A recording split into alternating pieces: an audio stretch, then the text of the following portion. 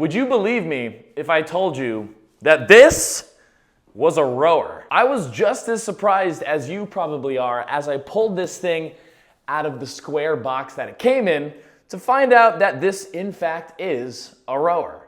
This is the Joysong Cube rower. Joysong sent me this rower for an honest review today. They did not pay me to make this review, so I'm here to give you my honest thoughts on this Cube rower. We're gonna talk all about it, what it does, how it feels to row, and how it compares to all the other rowers out there. And that way you'll have the tools, the knowledge, the power to make an informed buying decision to see if this rower is right for you. So, how do you even row on this thing? Do you put your feet here and just row like this? No, you don't. The Cube design is designed to make the rower a very space-saving piece of equipment. So this thing unfolds essentially into a full-length water rower. To turn this Cube into a full-length rower, all it takes are a couple screws that the rower comes with and a few quick steps. You lift the footboard up and inside is where the rail hides, and it fully extends out into a few different pieces where it folds open like this, and then from there you bring the foot plates down, you take your screws, and you screw them in. And these screws essentially just hold the footboard in place. And once you've got the rail fully extended out, you can actually slide these little pulleys in to also get a little bit more support and stability with the foot plates. Then you've got these two big screws that you put into the side that hold the rail in place to prevent it from shortening on you as you row. And after just a few seconds of screwing in, now all we have to do is get the seat lifted up and ready to row, where all you do is you lift the seat, turn it 90 degrees, and it's up and ready for action. And just like that, we have a rower that's ready to go. Now, as far as assembly of this thing goes, I was pleasantly surprised when opening the box, because if you own a rower right now, you know that setting up any rower, whatever the brand is, whatever the quality is, there's usually quite a few steps to put everything together and make sure it all works. Usually setting up a rower is like a 45-minute plus long process. But the rower literally came as a cube with just a few couple screws and accessory parts, which in total probably took like 15 minutes to put together. Honestly, the longest part about the setup was filling the water tank. Now, luckily it comes with an electronic water pump, so all you have to do is fill up a few bowls of water and allow it to pump directly into the tank. But it still took like 5, 6, 7 bowls of water to get the water all the way in, and I filled up the tank to close to the max water fill level. So after the slightly tedious process of filling up the water tank and attaching all the accessories, the rower's pretty much ready to go. So as far as assembly goes, this is actually one of the easier rowers to set up. So if you're someone who's really not good with following directions or following setup guides, this one is pretty straight to the point, and it's not gonna take a lot of time. All right, so now let's start getting into the nitty-gritty of the setup of the rower and how it feels to row. I wanna start things off by talking about the foot plates here. And this is the most interesting form of foot plate design that I've seen. Honestly, it makes it pretty accessible whether you have big or small feet. They just simply added 2 straps that are not adjustable at all as far as going up and down vertically. But whether you've got small feet, you can just use the small strap, or if you've got big feet like me, I wear a size 14 US, I didn't even bother with using the lower straps. I just put my foot on top of the lower straps and strapped in to the top straps, and it went around where I would set it on any other rower, just kind of right underneath the ball of my foot. I guess if you're someone who maybe has like size 10 shoes, 9 or 10, it might put you in a really awkward position because you'd be kind of stuck in between the 2 straps, perhaps. So that might be a little cumbersome, but it was actually really easy for me to just strap into the top straps. So it's very accommodating to big feet. But it's not as accommodating to big bodies or long bodies. Actually, both. I am 6'8", or about 204 centimeters, and when I fully extend my legs on this rower, I can't quite fully extend. So it looks like the inseam for this rower is probably closer to 34 inches, where for me, I have a 36-inch inseam. Water rowers in general usually accommodate about a 38-inch inseam. On most rowers these days, I have no problem getting a full extension, but here, I can't fully extend my legs, which drives me crazy. And it's gonna take away from bigger bodies being able to get the most out of a rowing stroke. You're literally limited. You literally can't get a complete stroke. If I scoot my butt all the way to the very edge of the seat, I can pretty much get my legs fully extended, but I'm still hitting the back. So this isn't a super tall friendly rower like a lot of the other big rowing brands out there are. Now, as far as the seat goes, even though the cushion looks pretty thin, it actually feels pretty comfortable. And the fabric that's on top of it is sweat wicking. So a simple wipe down of your seat after each workout is gonna keep this seat from smelling like butt. Now, while sitting on the rower, one thing you might notice is that this rower is sitting really low to the ground. And I mean, coming from a standing position from way up here and dropping down onto the rower, whenever I'm talking about rowing machines or training clients, I'm always trying to keep in mind how accessible is it to get on and off of the rower. And I think that this is something a lot of companies sometimes don't think about when it comes to the accessibility of their machines. If you're someone who's really overweight, you have a lot of weight to lose, and your mobility isn't really good where you can get into a deep squat position comfortably, it's a long way down onto that rower seat, and you've really got no sort of support. I guess you can scoot the seat up and slowly get down, but I mean, again, if you're not flexible enough to drop into a low squat, this is kind of hard to sit on, if that makes sense. I guess you could maybe crawl on it from the floor, but I feel like that would put a lot of wear and tear on the rails and on the seat too, so it's just a little awkward to get into. And now we get into a topic that if you're familiar with any of my other rowing machine review videos, you know exactly what we're about to talk about here, and that is the relationship between the height of the foot plates and the seat. And the reason why we talk about this is because this relates to the accessibility for you to do a complete rowing stroke while keeping yourself safe.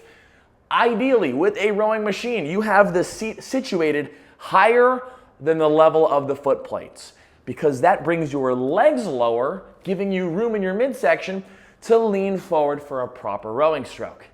On this machine and on so many other of these machines that you can just get on Amazon, the foot plates and the seat are in line with each other, which makes it hard to get a good lean forward, especially if you have a big midsection. Even for someone like myself who's pretty lean, it's tough to lean in and bend your legs because your hips, your pelvis wants to tuck underneath you because your feet are sitting actually in line, if not higher than where your butt is sitting. This just does not favor a healthy lower back position when trying to take a proper rowing stroke. So if you're someone who's got a bigger midsection, this is gonna be an uncomfortable situation. The foot plates are placed pretty wide apart, which is a plus because that gives you, again, more room to lean forward. But because of the seat and foot plate height level, that's a big drawback for me. The best thing you can do here is get a really high elevated seat pad to get your butt to sit up a little bit higher. That might help a little bit. If this seat was sitting like 8 to 10 inches higher, I would be giving it a round of applause for that setup. And I wish more of these companies would keep that in mind when designing their rowers. Okay, now let's talk about the handle. The handle itself, I was actually pretty impressed with. It's got a standard kind of water rower grippy feel to it. It feels good on the fingers. It doesn't feel like it's gonna slip away from you, but it doesn't feel overly abrasive. And props to this company as well for having a rowing handle length that isn't super short. The traditional water rower brand comes with a very standard narrow handle, and this handle is at least a little bit wider than that. So for someone with broader shoulders like myself, it doesn't feel super awkward to pull in the handle right below the chest. I also really admire the thinness of the handle too. Sometimes rowers can have pretty thick handles on them unnecessarily, and so the thin handle, actually the grip on this, it feels really nice. So you can see here the main mechanism that we're rowing with here. We've got a very thin pulley system attached to the water tank. And when this thing is not powered on, I've got the water level filled to the recommended maximum setting. And this does not create a lot of resistance if the rower is turned off. And so if you want to have a chance at feeling any sort of reasonable resistance here on this rower, you're gonna have to plug it into the wall and then plug it in from the side, right down here. Oops. Side note too, which was a little bit of a bummer, when I got the rower out of the box and took away the styrofoam, it already came kind of scratched on the side. And you know, with these nice wood rowers, one of the appeals to them is the aesthetic look of the wood. And the fact that it just came scratched kind of sucks. So before we get into the monitor and turning on the rower to add resistance, let's talk about how the overall stroke looks biomechanically compared to the traditional rowing stroke that we're trying to achieve whenever we're trying to row. And just like so many other rowing machines, you get caught right here, this spot that prevents you from getting a full range rowing stroke. If we start at the finished position of the rowing stroke, pretend my legs are straightened all the way flat. I'll scoot back on the seat here.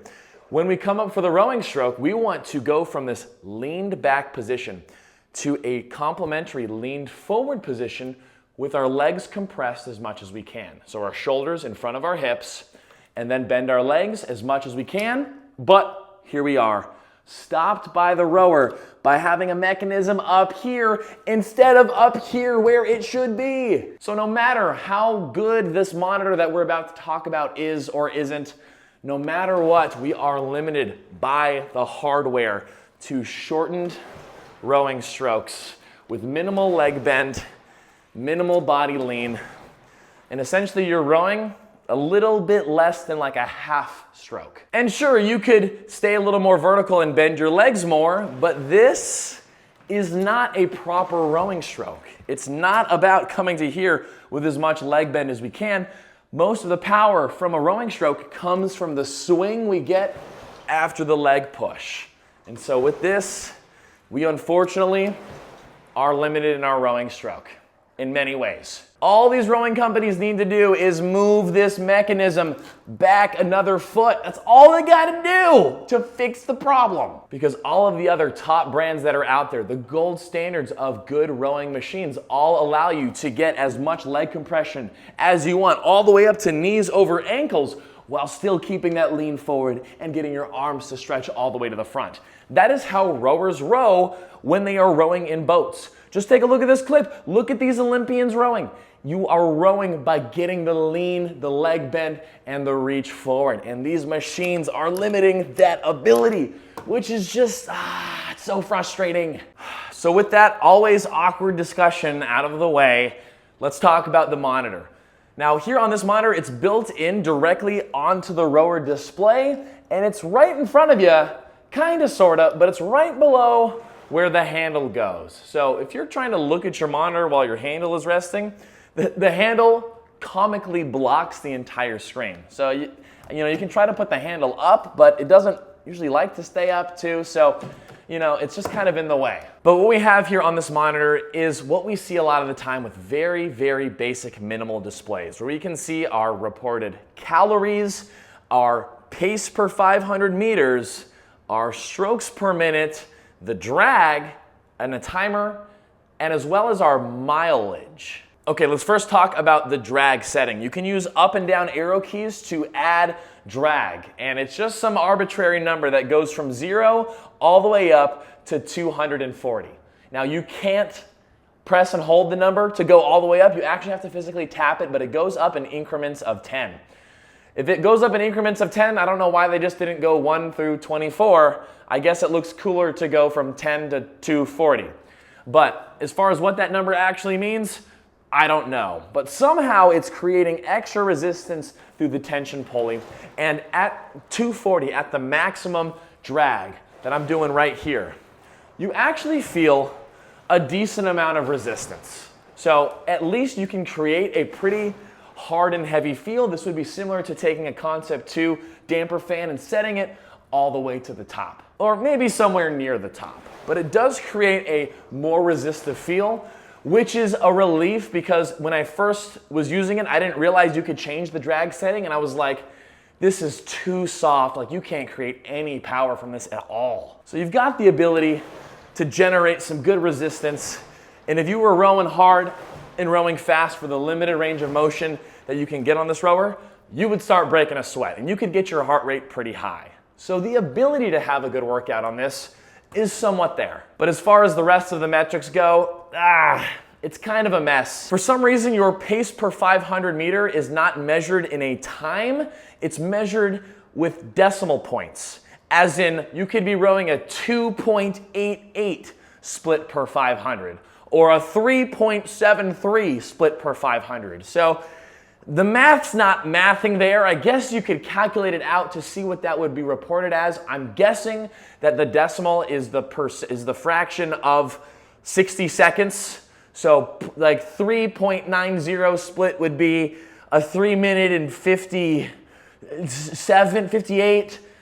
Do you see what I'm saying? It doesn't make a lot of sense. And more bad news bears is that your pace per 500 meter does not seem to really be influenced by how hard you take your strokes. If you take a hard stroke or a soft stroke, it doesn't seem to have much change on the pace per 500 meters. The main influence for that is your drag level, which doesn't make much sense because if you set it all the way up to a 240 drag and you row pretty softly like this with not even great form, this will report that you're doing a 1.30 or a 1.40 pace per 500 meters. But if I do that exact same intensity with the drag set really low to like 50 or 40, it would report it as like a 4-minute pace per 500. So it's purely doing it based off of the math of the drag, not based off of the power that you're generating. So who knows what these numbers even mean? And it kind of gets worse because it looks like the average pace and your average strokes per minute even are shown based off of the cumulative time of it being powered on. So not even of you rowing, but the fact that I was demonstrating some strokes and then setting the handle down, talking for a bit and picking it back up, it now says that my strokes per minute is 7. Even though clearly right here I'm rowing at probably a 26 to 28, because this rower has been on for a few minutes, being pulled for a few strokes, and then left alone, and then pulled for a few strokes, it's averaging out and saying that it's 8 strokes per minute, and that's it. And it's like, that's not helpful either. What are you supposed to do with that data? For some reason, the calories are counted as decimals, but it says kilocalories. So far I've rowed 0.19 kilocalories, but kilocalories are what we use as the standard for calories. So I've probably burned 19 calories, but it says 0.19 kilocalories, but it probably means kilocalories. So it's kind of confusing too. And then the miles, over the course of those strokes, apparently I've rowed a quarter mile, 0.25 miles.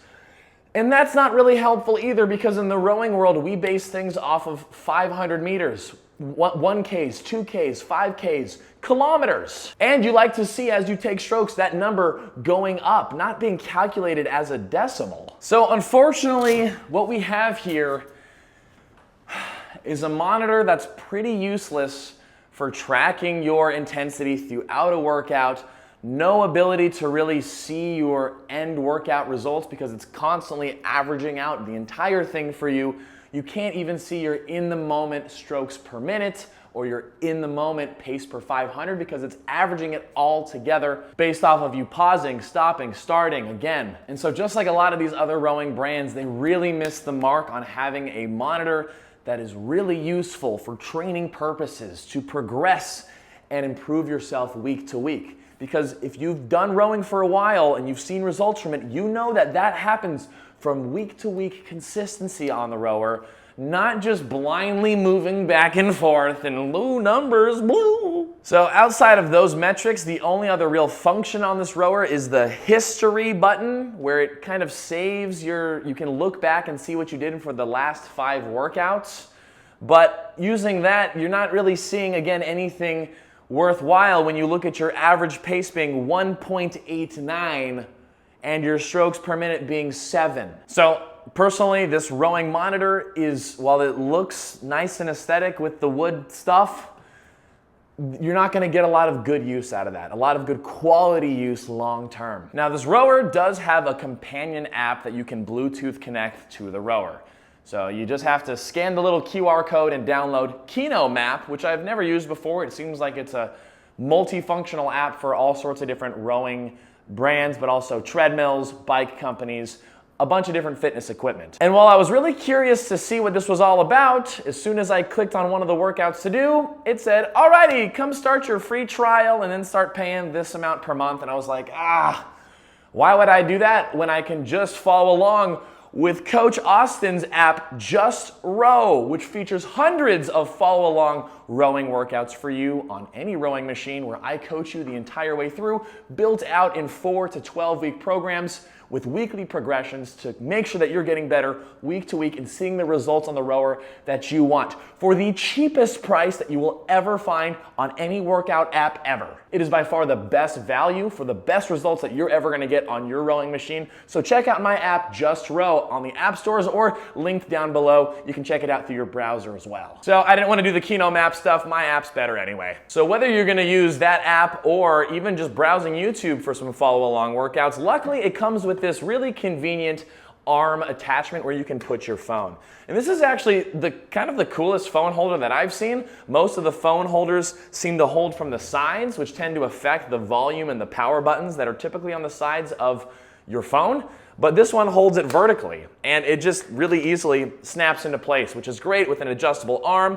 So you can actually move it where you can see it and it won't get in the way of the rower, of the handle. So that's really nice if you want to do a follow-along workout with me or whatever you're trying to do off of your phone or tablet. It does seem a little flimsy since it is one of those bendy arms, so maybe a tablet, like one of the heavier iPads, wouldn't be the best. Actually, you know what? Let's give the tablet a try here. If I put the tablet into the holder here, it still holds it decently well. It looks like it's definitely a little wobbly.